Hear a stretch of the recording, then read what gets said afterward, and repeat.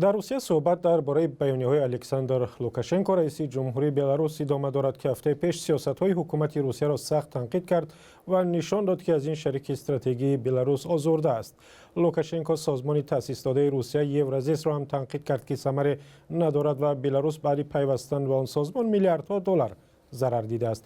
الکساندر لوکاشنکو همچنین گفت که در روسیه به وزیران حکومت جمهوری بلاروس به قول او از بالا نظر می‌کنند که خوشش نمی‌آید. این صحبت‌های رئیس جمهوری بلاروس را علامتی از بدتر شدن رابطه‌ها بین روسیه و بلاروس می‌دانند و در این باره صحبت داریم با یوری درکاروس، همکارم از بخش بلاروسی رادیو آزادی. به برنامه ما خوش آمدید. چرا این دفعه الکساندر لوکاشنکو در باره مناسبت‌های روسیه و بلاروس آشکارا و بی‌پرده حرف زد؟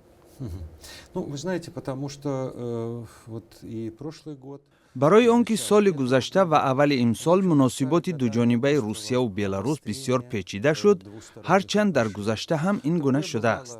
انتقال نفت را قطع کردند، مواد خوراکه را پس گرداندند، جنگ‌های اطلاعاتی و همه چیز بود. حالا دیگر از حد گذشته است. یعنی حالا چند مناقشه یکجا شده است.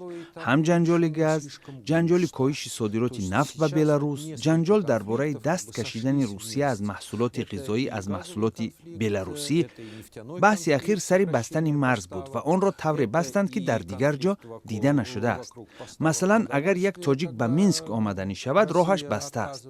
باید یگان راه دیگری پیدا کند و وارد شود. برای همین الکساندر گریگوریویچ شیوه دوست داشته‌اش، یعنی دیپلماتیای ماجرا را به کار میبرد. او دانسته ماجرا میبردارد و بعد آن را به سیاست میکشد. گاه چنین بازی را برده است. یعنی اصول مشت زنی را به کار میبرید که رقیب را به آغوش میگیرید و از مشت او امین میمانید. ولی حالا وقتی روسیه عظیم با اقتصاد عظیمش شما را از خود دور نگه میدارد، او را مغلوب کرده نمیتوانید. اما در سیاست میتوانید بازی را از نو سر کنید. просто как бы по размерам экономик. А вот в политике можно и переиграть. طوری گفتید جنجال ها باز هم جدی‌تر شدند. آیا فکر میکنید این دفعه هم میبرد؟ Вы знаете, сложно сказать. Это, конечно, сложно сказать, потому что, вот, скажем, газовый... گفتن مشکل است چون جنجال درباره گاز بسیار دراز شد و از ماه ینور سال 2016 ادامه دارد. من یاد ندارم که بحث‌هایشان اینقدر دراز شده باشد. عمدتاً آنها را زود حل می‌کردند. نمی‌دانم چی می‌شود. ولی جنجال باید خاتمه یابد و میتواند به نفع بلاروس هم نباشد. مثلا پول گاز است که روسیه از بلاروس طلب دارد. روسیه میگوید قرض $0.5 میلیارد است. بلاروس میگوید قرض وجود ندارد. با فکرم هیچ چیز نمیشود اگر بلاروس $0.5 میلیارد را بپردازد. برای همین مناقشه حل میشود. لوکاشنکو در این نشست خبریش گفت که از هیچ کدام سازمان‌های همگرایی خارج نمیشود.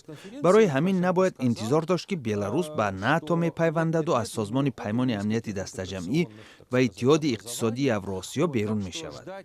تا حد آتش بحث فرو می نشیند ولی حل شدنش در گمان است.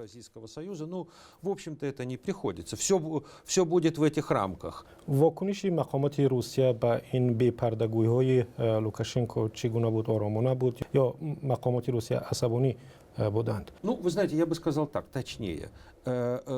Стоит говорить о первой реакции. واکنش روسیه هنوز نشست خبری لوکاشنکو به پایان نرسیده صدا داد. لوکاشنکو 7 ساعت صحبت کرد، مثل فیدل کاسترو و هوگو چاوز. او هنوز تمام نکرده مقامات روسیه نظر خود را گفتند. واکنش بسیار سرد بود و به این معنی که ما گناه نداریم، همه کار را درست میکنیم، هیچ چیز را پایمال نکرده ایم. عموما ما شما را میخورانیم. شاید چنین درشت هم نگفته باشند ولی واکنش به همین معنی بود. واکنش به دیگر شکل هم بودن نمیتوانست.